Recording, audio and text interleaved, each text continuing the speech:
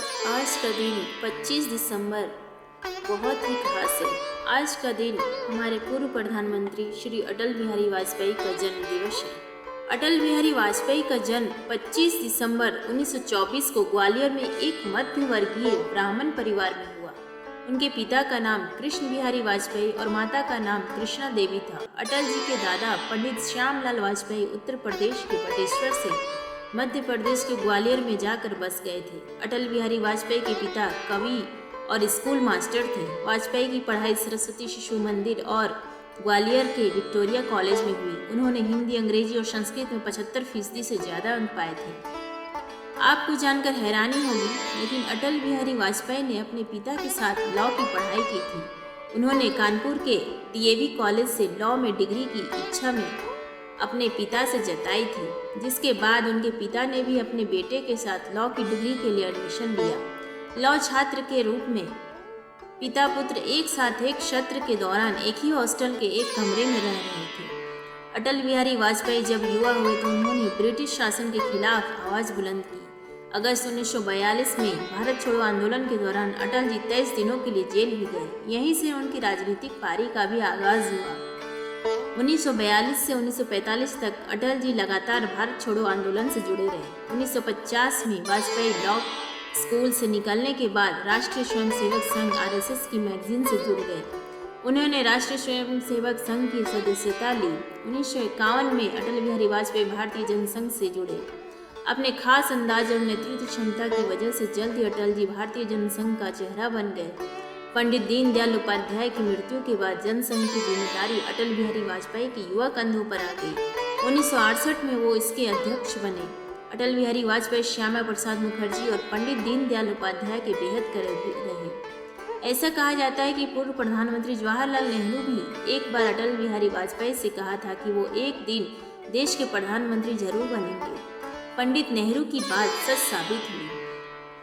अटल बिहारी वाजपेयी ने देश की सत्ता संभाली। अटल बिहारी वाजपेयी की शख्सियत भी कुछ ऐसी थी कि विरोधी भी उनके मित्र बन जाते थे। पूर्व प्रधानमंत्री मनमोहन सिंह ने भी राज्यसभा में एक भाषण के दौरान वाजपेयी को भारतीय जनता राजनीति का भीष्म पितामह करार दिया था।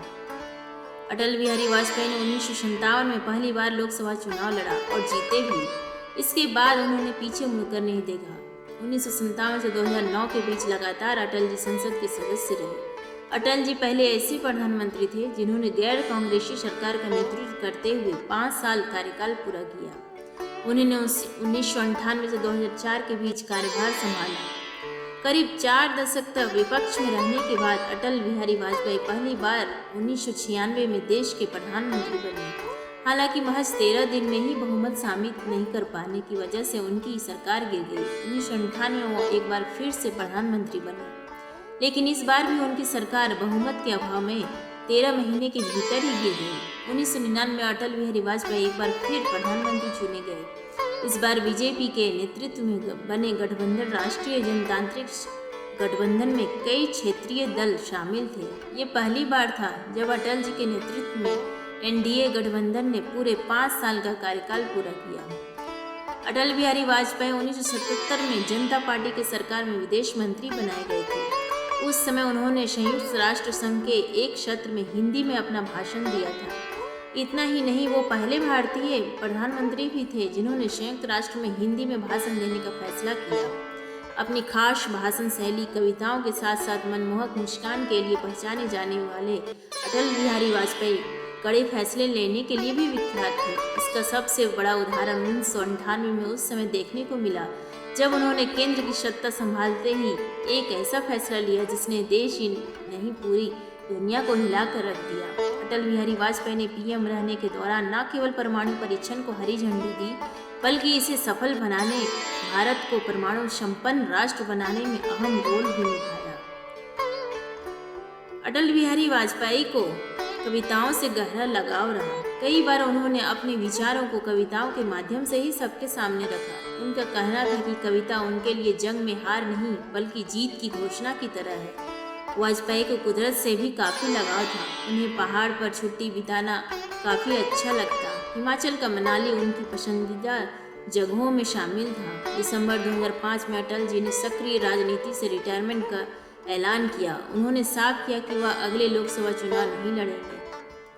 दोस्तों, अगर आपको ये छोटी सी वीडियो आपको पसंद आई हो तो please like share and subscribe करना ना भूलें। धन्यवाद।